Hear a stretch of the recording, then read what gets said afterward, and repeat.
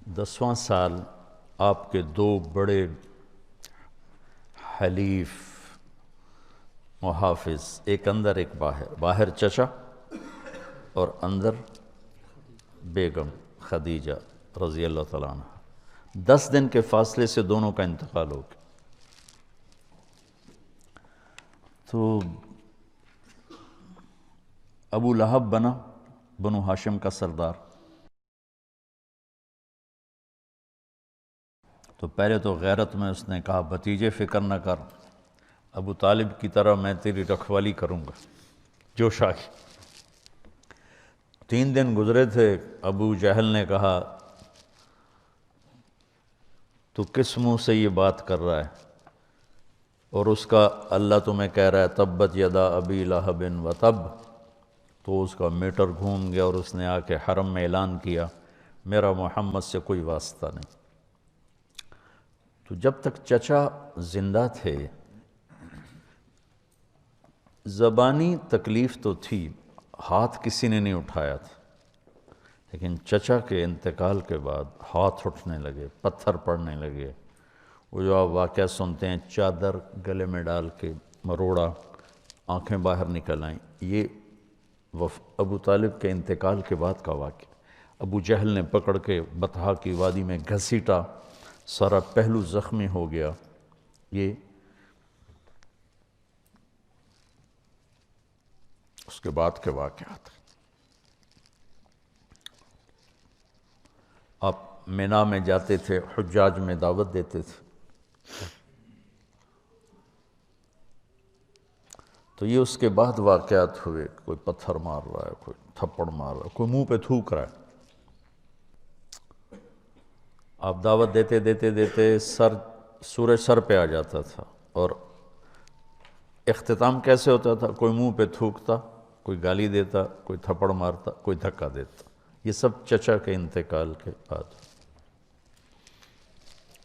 تو پھر آپ کو خیال ہوا کہ ہجرت کروں، تو آپ طائف گئے۔ طائف میں جو ہوا وہ آپ کو معلوم ہے۔ کہ 4 سال پہلے میں عین اس جگہ پہ پہنچا جہاں آپ کو پتھر پڑے۔ وہ پرانا طائف ہے، ایک رہبر لے گیا، پھر جہاں جا کے آپ کو زید بن ارقم نے، زید بن حارثہ نے لٹایا، وہ جگہ وہاں ترکوں نے مسجد بنا دی ہے چھوٹی سی، جہاں وہ باغ تھا وہاں چھوٹا سا محلہ ہے وہ سارا۔ تو بہت تکلیف کے ساتھ واپس آئے، اتنا خوف چھا گیا کہ آپ مکے میں انٹر نہیں ہو سکے۔ تو آپ نے سہیل ابن عمرو کو پیغام بھیجا مجھے پناہ دو، میں مکے میں آنا چاہتا ہوں، تو اس نے انکار کر دیا۔ پھر آپ نے صفوان بن امیہ کو پیغام بھیجا کہ مجھے پناہ دو، انکار کر دیا۔